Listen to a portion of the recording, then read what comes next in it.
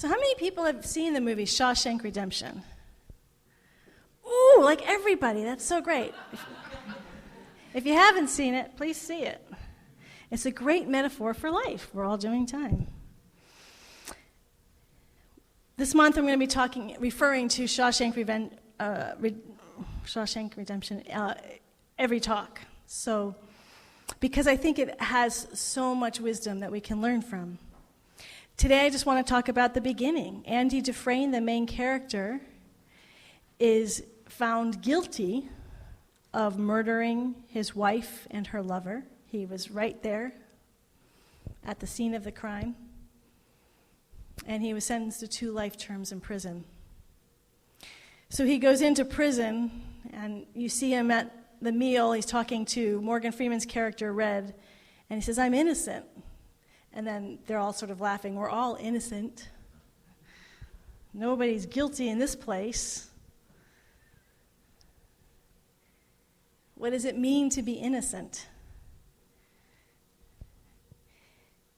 We are all inherently innocent, everyone in this room. Some people were raised in a teaching that said we were born in sin. There's an idea of original sin. Some people were taught by parents because of who they were, that they were not good, they were wrong, for the way they were showing up in the world didn't meet their parents' expectation. For sexual orientation, sometimes cultures, races are experiencing in the system, you're wrong, you're not who you're supposed to be because you don't look or sound a certain way. And so this idea that we were something wrong with us starts to carry over. But the truth is we're all made in the image and like of pure spirit, everyone. That when we are birthed into form, that is the divine presence, it is the divine wholeness and perfection that has moved itself into the form, and that is the essence of every child that is born, bar none. We are all born in original blessing. We are all born innocent, free of agendas. We're not trying to get anything. We're not trying to manipulate. We just have that purity of heart, that wholeness and the divine presence. And we feel it when we're around the infants. And then as we grow, part of developing is creating and learning these personality types that we have. And those are layers that we add on. In Hinduism, they call them sheaths, coverings. There's 5 sheaths that we all have. You could say it's our ego personality, the things that we start to get really attached to, those things that we don't like, all those different things that we identify other than spirit, that then becomes the prison in which we inhabit, because all of those are limitations. They may be accurate, but they're still limitations, and our freedom always comes from remembering that innocent part of ourselves. So the essence of today's talk, and for us to remember this entire week, and this whole month, is to connect with our inherent innocence, that place where we know that we are pure of heart. Every time we touch that moment, that place, that experience inside of ourselves, we feel the freedom, and we feel, this is who I really am. Do you know that experience? The moment you touch with that innocent part of you that has never been hurt, harmed, or in danger, that part of you that doesn't want harm to anybody, that loves everybody, that part of you that is the divine, the moment we have that feeling, not just in our mind, but we feel it in our heart, this is who I really am. There's a joy, there's a freedom, there's a lightness of being. This is who I really am. And the difficulty is sustaining and holding on to that innocence in the midst of this world. Is this world a prison? Well, in Hinduism, they call it illusion. Joel Goldsmith, who's a New Thought mystic, says that this world we're hypnotized. We're surrounded by the hypnotism of duality. That just by being here, we have the right, wrong, good, bad, up, down, dark, light, old, young, absolute, relative. Always these opposites. Love, hate, good, bad, beauty, ugly. We can always think of an opposite word because that's what this world is made of. The way we experience this world in that dualistic form is going to be different for different people. So we have, because I've heard someone say, well, let's not look at this world as, so some people say, oh, it's a school. We're here to learn lessons. That's everything that's happening in our life that's difficult. It's a lesson to be learned so we remember who we are. Someone said, no, that's too not fun enough. This is a big playground. Imagine it like a big amusement park. And that when you're going down the roller coaster ride, it feels so scary like you're going to die, but really it's just this moment of illusion that you're going to be just fine and you're going to swerve out of it. And if we start looking at the world as this wonderful amusement park, that yes, we will have those moments of fear, but ultimately nothing really horrible is going to happen because we are eternal beings of light. We are ultimately free, that it changes how we experience the world. I would say that would be innocence but naivete as well. I had a friend in college, when we got to college, she wrote a paper on the difference between being innocent and being naive, because she was working on this within her own being. She loved the innocence within her, but she realized it was also keeping her from really facing the realities of what was happening in her world. And that the more she was learning, she felt by learning negative things about the world, that was taking away her innocence. And so she had to learn you could still be innocent but not naive. This is a hard world. To say it's only an amusement park is being completely blind to the horror show it is for other people. That they are experiencing in this world incredible pain and incredible suffering, and it is our responsibility as spiritual beings to see the whole picture and not shut our eyes to those people who are living the horror stories. We may be having an amusement ride. Other people are having a horror story. Some people are in the comedy movies. Some are romantic comedies. Some are dramas. And we all have these different stories going on, and at different times in our life, these different stories. But it's all happening within this huge context of duality. So the amusement park, that's like really fun, pleasure, joy. The horror stories, that's the other side of the reality. But it's all happening, and as spiritual beings who are waking up to our innocence, it's seeing the whole picture, but still staying in tune with that part of us that has never been hurt, harmed, or in danger, that is always pure, that no matter what we have said or done, those things that we feel guilt or shame or about, we have tools for forgiveness, to return to that inherent wholeness that has never hurt anybody. That when we return to that innocence day after day, we remember in the depth of our heart we would never hurt we wouldn't hurt any living sentient life form when we are in tune with who we really are. And as we know this about ourselves, we know this about other people. That as they know the divine innocence within them, they would never hurt anyone. That so much of what we do in this world is because we forget who we really are. We believe all these different identities, all these different layers. And so it's done out of pain, out of separation from this divine presence, from our divine innocence. So the way we heal it is to continue to return to that purity and that innocence that is always already within us at every moment. We talk about doing gratitude lists at the beginning and the end of the day. Even before we begin the gratitude list, we connect with that innocence, gratitude effortlessly flows. What if we practice every morning, tuning in and remembering that innocent purity that is our heart, that each and every one of us is a child. Recently, I was reading in Yogananda, Paramahansa Yogananda's his biography. It was written by a third party. When he was returning and traveling around, had been already in the United States, and now he's going back to India, but on his way he was visiting various spiritual places, and one of them was Bethlehem. And it was interesting to me that he was walking the places where Jesus walked and was very moved by it and felt Jesus' presence the whole time. He said the place where he really communed was with the infant Jesus, the infant Christ. And that's a presence that I seem to connect with a lot, and I've always wondered, why is that? What's this infant? And for me, it's that ever-present innocence, that we can get so sophisticated about the world as adults, so intelligent, but we forget the innocence and how powerful and needed always for if there's going to be new life in our own being, regeneration in our own being, it's going to happen through that innocence, through that childlike innocence of purity, of the beginner's mind, as we hear in Zen, of just being present and open without all the stuff, with all the stuff that we gain as we go through life. I think it's brilliant that Brene Brown is becoming so big in our cultural conversations. She's all about returning to our vulnerability and being able to express with an open and soft heart. That's powerful, powerful to let these layers go and be willing to let that innocent part of us be revealed. So how do we live in a prison or this dualistic world free and from innocence? Well, it's not easy. The book of this month that Centers for Spiritual Living chose is The Sun Does Shine, and it's by a man named Anthony Ray Hinton, and he goes by the name Ray. He's an African American in Alabama, and he was arrested in 1985, so it's relatively recently.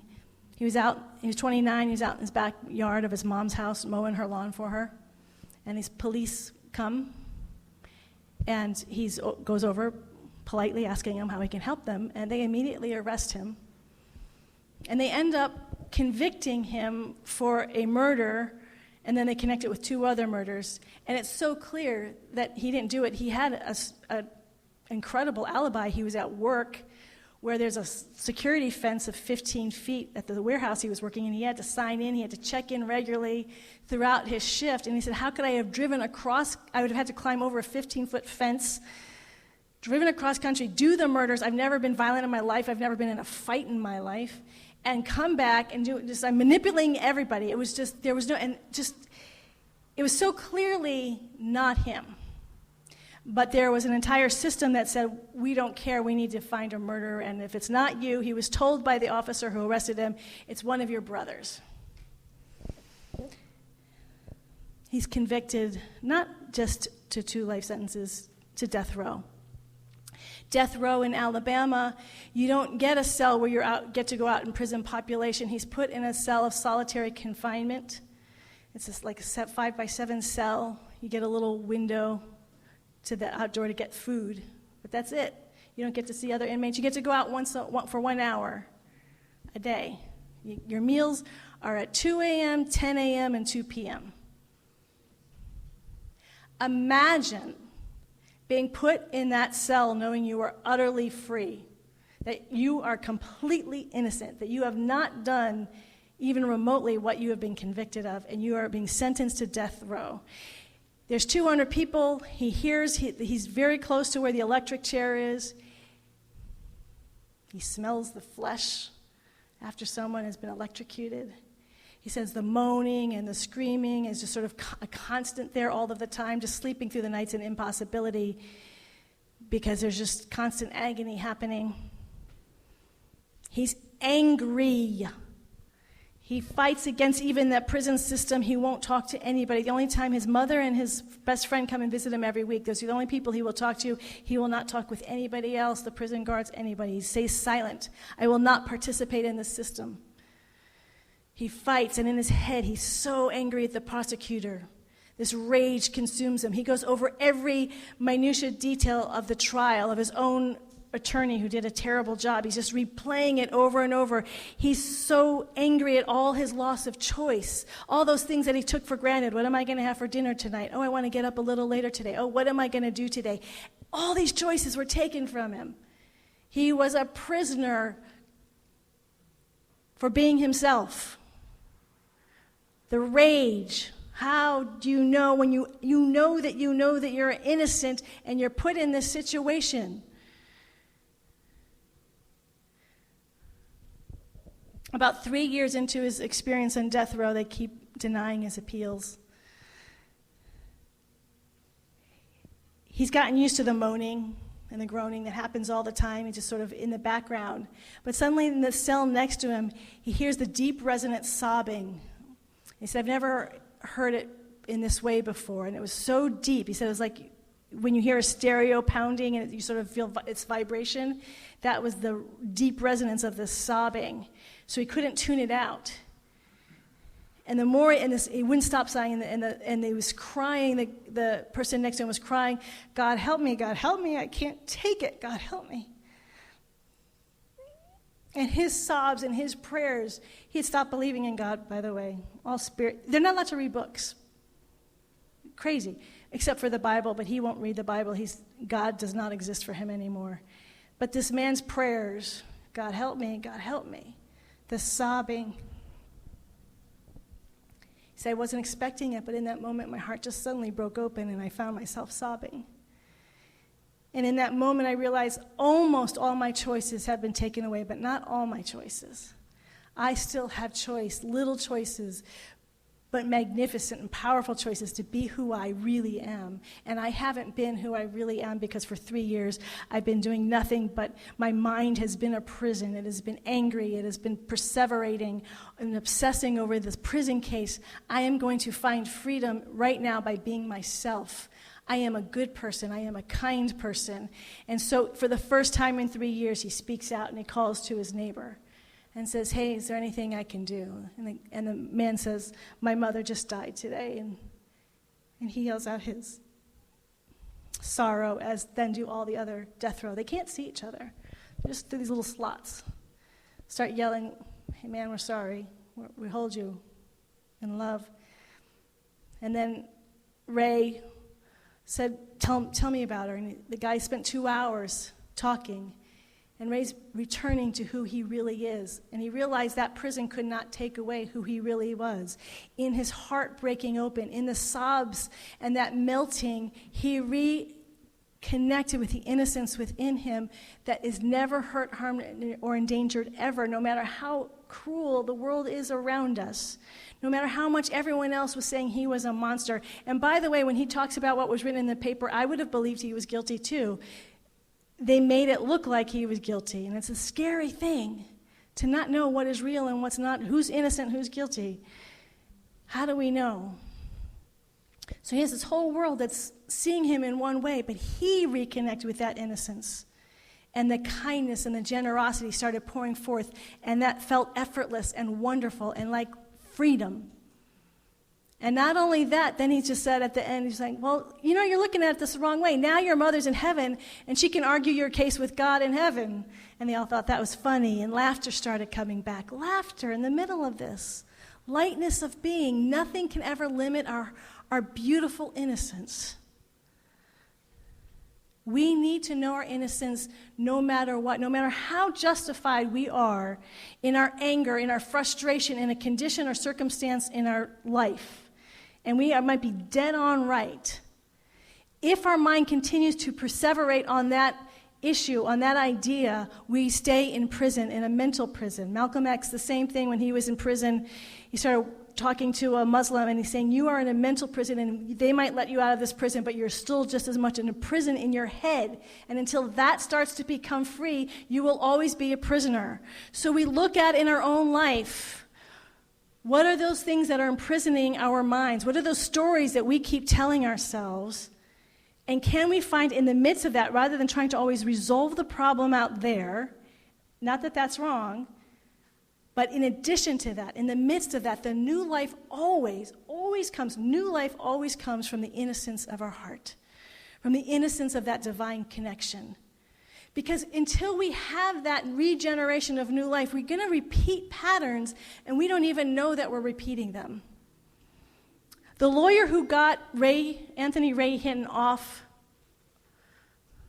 finally, 30 years. 30 years he was in prison. Brian Stevenson is an incredible lawyer, and he works with inmates on death row. It just so happens that as we're reading this book for this month, I turn on HBO, and they have a documentary about Brian Stevenson. It's called True Justice, and even if you do not get HBO, you can go to their website. It's free to everybody. Anyone can watch it. It's just for this month. He's a brilliant man. It's so worth the time to watch it. He makes a really powerful point that really shook me and made me think. He talks about this thread of history with African Americans. They were brought over here as slaves, Africans, were enslaved for 400 years. Then they were set free, but then the lynching started. And he shows footage of lynchings not done by people in white sheets, but people, women and even their little children who are taught to hate at a very young age, not born that way, but taught to hate. Men, all surrounding these lynchings. They were public affairs. They were things to be celebrated. So it went from slavery to lynchings, and then that was banned, so they went to segregation. And then when segregation started to be knocked down, imprisonment, incarceration. And you see the statistics from the 1970s to now, just the huge numbers. It's incredible and depressing. So the form has changed. This is the part that gets to us. The form has changed, and yet, is there really true freedom? There seems to be this cultural, we don't even know what's happening, and that's why it's great you have people like Brian Stevenson who are bringing it to our conscious awareness that we can keep changing the system of how we hurt people of color. But somehow it keeps happening. The percentage, I remember when I was at the Oakland Center for Spiritual Living, we had a man who came in and started a youth group because the teens at that point, we didn't have many teens, but the ones that were there were people of color. And he said, you know, 80% of you in Oakland, people, young men of color, will either be in jail or dead by age 22, and I'm going to do everything I can to stop that. That's today.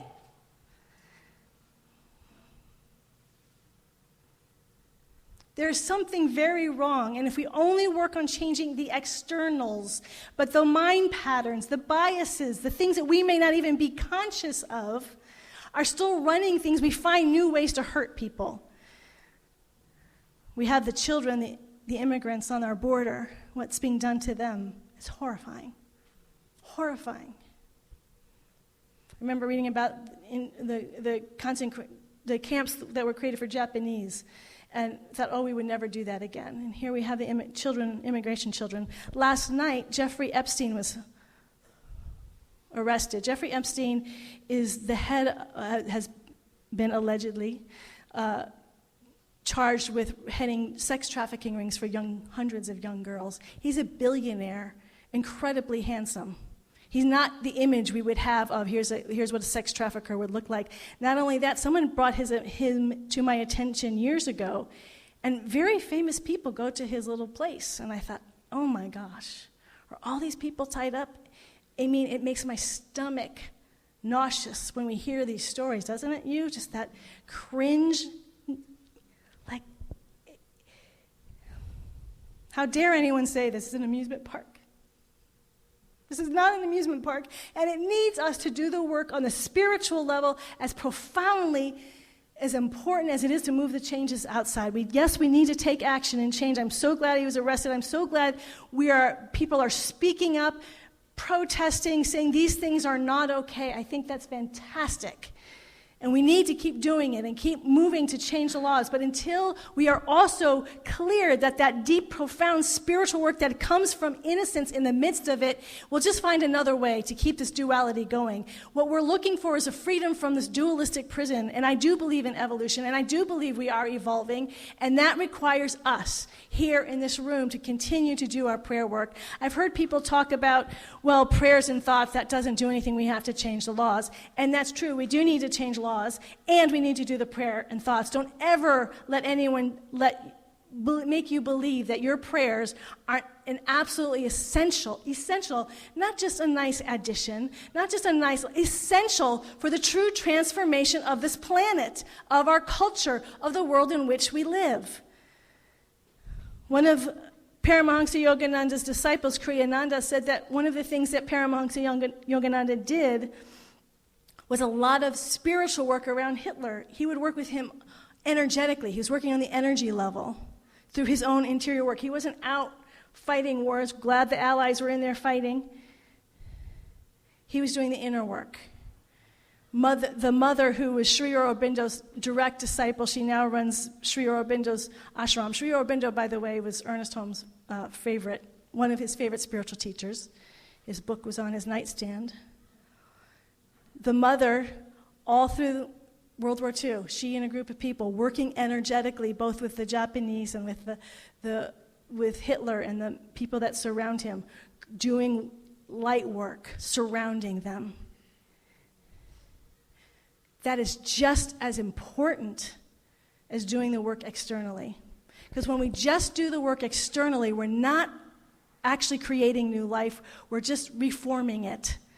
Brian Stevenson's work really brought that home to me. We're just reforming it in different ways.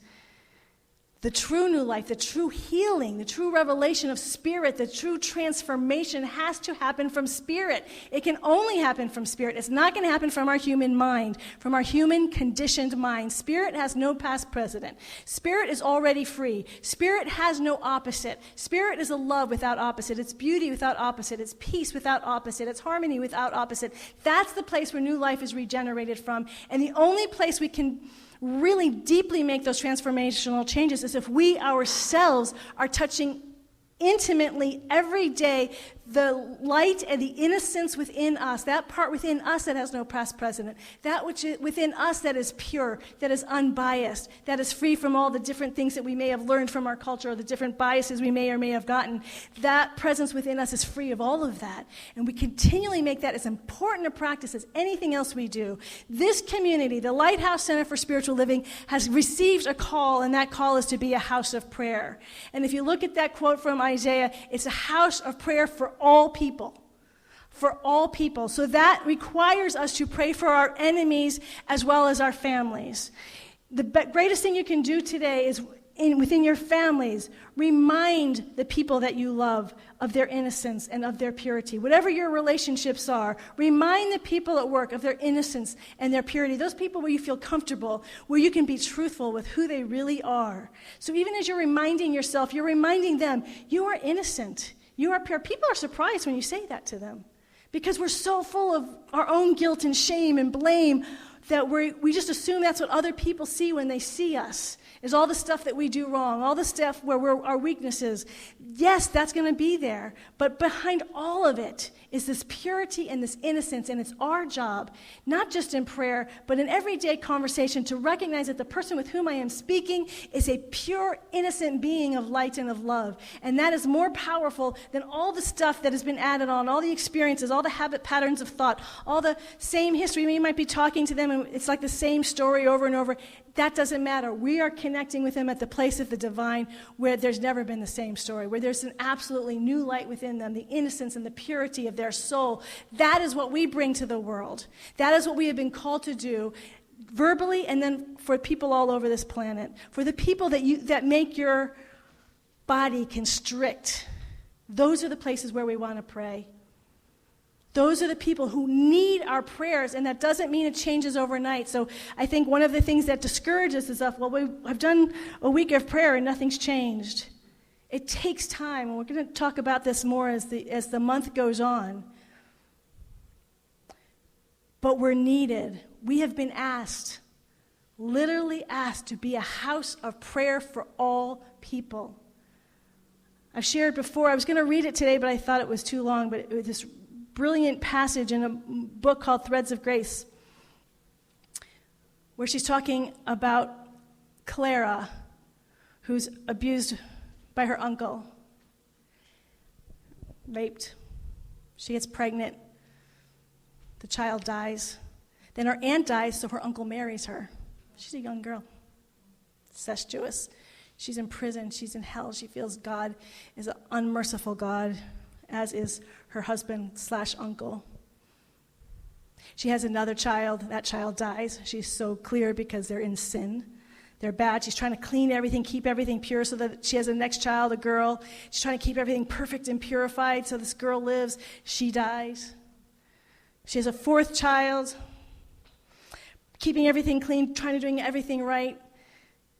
And the child survives. She feeds it and feeds it and feeds it because she's just so afraid if he doesn't eat, he's so weak that he'll die. And the child, when he grows up, has these dreams of suffocation because she's just on him. His uncle was embarrassed by him because he showed effeminate qualities. He was weak and he was feeble-minded. And he felt that in his own biology, in his own history, his own feebleness, his own weakness of being that he was cursed with. And then his mother dies of cancer, and that freaks him out.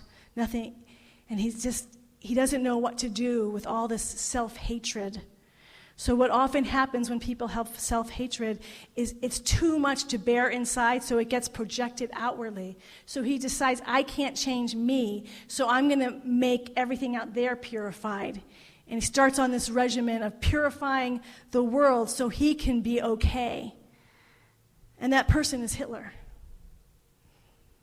Right? Every child has a story. No one is born evil. No one. Everyone is born a divine child. But circumstances, from the moment he was born, he didn't have a chance. All this pain, all this misery was poured upon him biologically, on every level. All this pain was poured on him. He enacted it all externally. But our spiritual work is to remember that innocent baby, that innocent infant, before all of that stuff was added on. He needed that prayer work that all those spiritual teachers, and I'm sure monks in the monastic centers were praying, who know to pray for your enemies, that the people that we dislike the most, who are causing the most harm, need all of our prayers. Love your enemies, Jesus said. That's the most powerful and most difficult work we can do. We love the enemies within ourselves. If there's parts of ourselves that we're rejecting, that we're disgusted by, pray for it.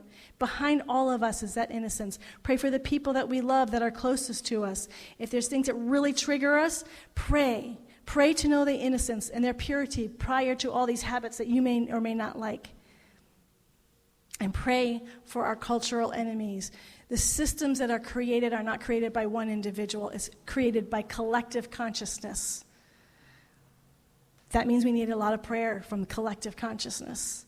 It's not one or two prayers, and it's not from one or two people. It needs all of us. So you have the calling. Do you feel that calling? Do you hear it? Do you hear it in your soul? For yourself, first and foremost, connect with the innocence within you today, that purity that has never been hurt, harmed, or endangered by any condition or circumstance of this planet Earth. And from that place of innocence, pray for all those people who need our prayers more than ever. That is our calling. That's what frees us from this prison. It is that love that frees us from time and space, and yet becomes integrated in time and space. Just end with this. Zen Buddhism believes that the way we deal with this world is to see it, to accept the bad and the good. That's part of being here. And that, in fact, when we don't see it and accept it is what actually continues to manifest it. So the badness that we see, I hear people say this all the time, it's so bad I have to shut my eyes, or I have to turn my eyes away from it, or I can't read it every day. I understand that. You don't need to read all the details, but we are needed to see what's happening in our families' lives. And I've had to work on this in my own self. People have come to me, sometimes it's so hard with the stories that I hear, I can't believe it's actually true. There's a disbelief when I start to hear, I'm like, that didn't really happen. Even when I was reading Ray Hitton's story, I'm like, maybe he was guilty. How could they have done this? It's just so hard to wrap my head around people doing such horrible things. But we need to listen. We need to listen, and we need to hear what people are telling us. The pain and the hurt that they are sharing, we need to hear it. As spiritual practitioners on this planet Earth, we do not have the luxury to shut our eyes and say, I can't, it's too hard, I'm not going to deal with it. That doesn't mean we have to hear every detail. We don't have to get lost in the details, because that does get overwhelming. But hear enough so you can go into prayer. Hear enough so you can hold the truth.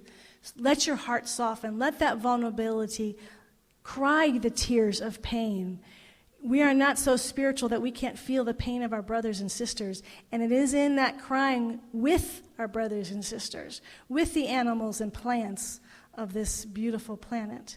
When we feel it and allow ourselves to feel it, then we're touching our innocence, and that's when the healing begins. Let's pray.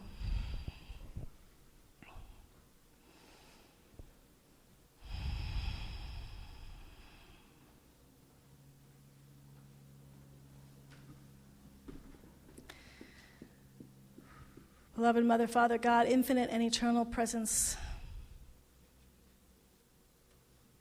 I am so grateful that each of us have been called here to be here this day.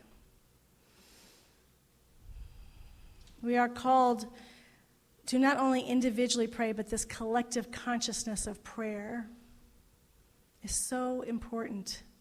And we have all said yes. We have all felt that heart calling, that divine presence, that innocent being within each and every one of us that knows that innocent being is the place where healing happens. All healing happens. All healing happens is in the purity of our heart and soul. For you, divine presence, Mother, Father, God, infinite and eternal one, have never, ever been hurt, harmed, or endangered. You are never limited. You are never lost. You are never in fear. There is no harm. There is no duality. There is no judgment that you pour on any aspect of your creation. There's no harm. You are pure love, pure light, pure joy, freedom, unlimited bliss, all of the time. All of the time. You do not come and you do not go. You do not need anything to be changed or fixed, to be made happen in this world for you to be fully and completely all that you are and ever have been. How grateful I am to know and feel that presence and that power is the reality, more real than the chair upon which we sit. That reality is the truth of all life here and now. It is not sometime in the future. It is not when we realize it. It already exists.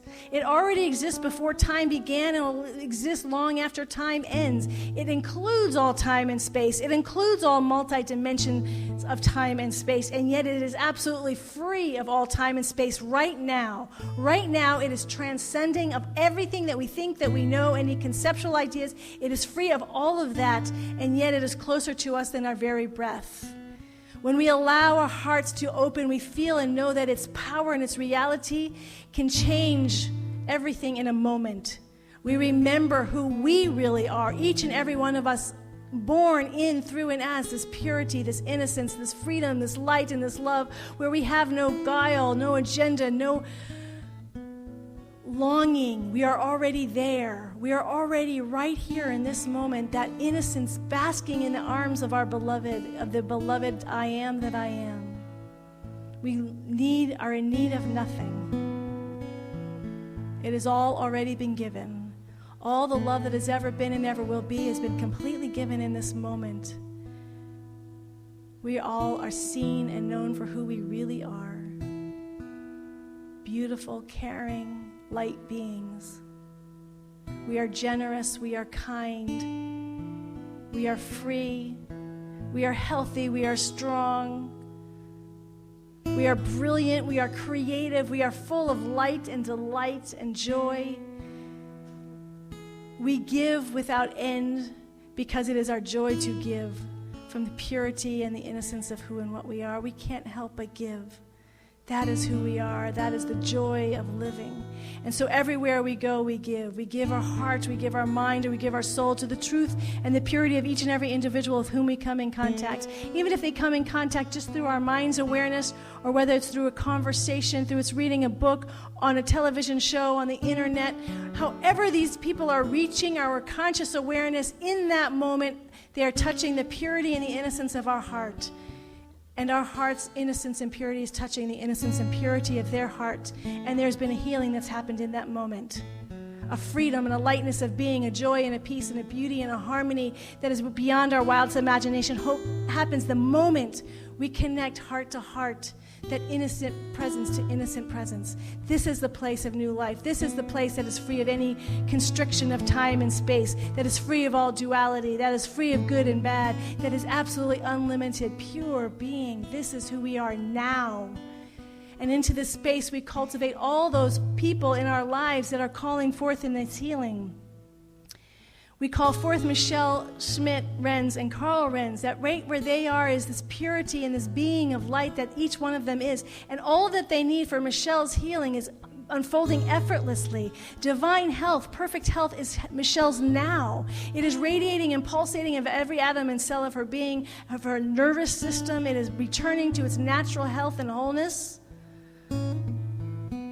For that is who she really is, and we stand in knowing who they really are. There is no past precedent.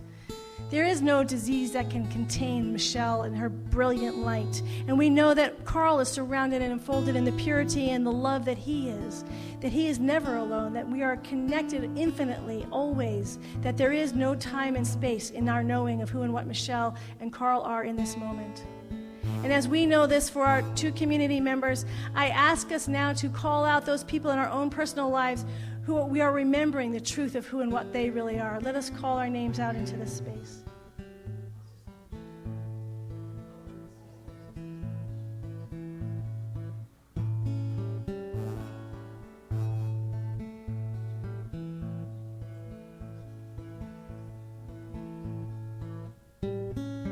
Yes, yes, yes. The truth of their being is being seen and recognized and consciously evoked even now. And as we know this for the people in our families and our friends, we open our heart now to all those people in our work life, who we may not hang out with, but we know that they're struggling. Who in our work life, in our community organizations, in those places where we volunteer, we call forth their names who need these prayers of wholeness, this remembering of who and what they really are.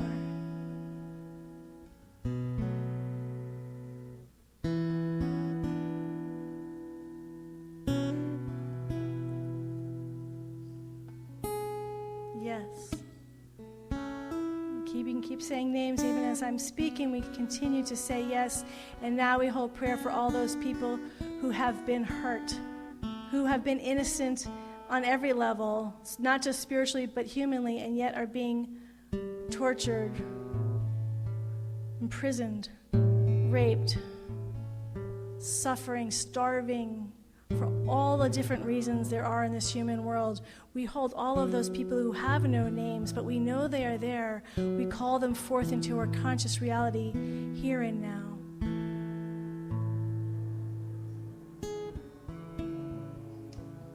Right where they are, regardless of the situations and circumstances that can feel overwhelming in their life, we are calling forth the power of this innocence, the power of the purity of their heart, the power of the divine that is within, through, and as them. One in the God is a majority, one in the divine, when we consciously know that we know. And from the innocence of our hearts, we now hold all those people that we may call enemies, those people that we feel fear of, anger towards, maybe even rage towards,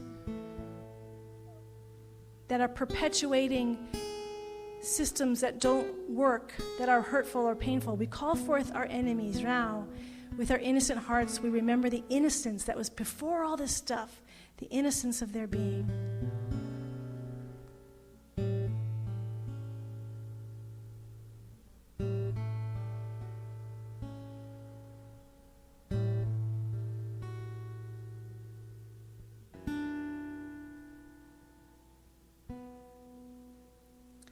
The divine presence is on the field. This purity and this innocence has come alive. And it is generating new life even as we hold this consciousness here together as one. I am so grateful for the power of this community. I am so grateful for the power of the innocence and the purity of this community that has no beginning and no ending. The purity and the power of the love that is pouring forth through our hearts, our bodies, our minds, and our souls for the healing of all life, of all form. We are in this prayer, heaven on earth, in deep and abiding gratitude for the consciousness that is alive and awake and will continue to sustain and unfold as we move through the rest of our day and the rest of our week. To God be the glory. To God be the glory. Thank you, infinite and loving, eternal intelligence of the universe. Into your energy and into your light and into your love, we rest and we release these words and this consciousness, knowing that as we have claimed it here together as one, it is done. And I invite us all to say together, and so it is. Amen and amen.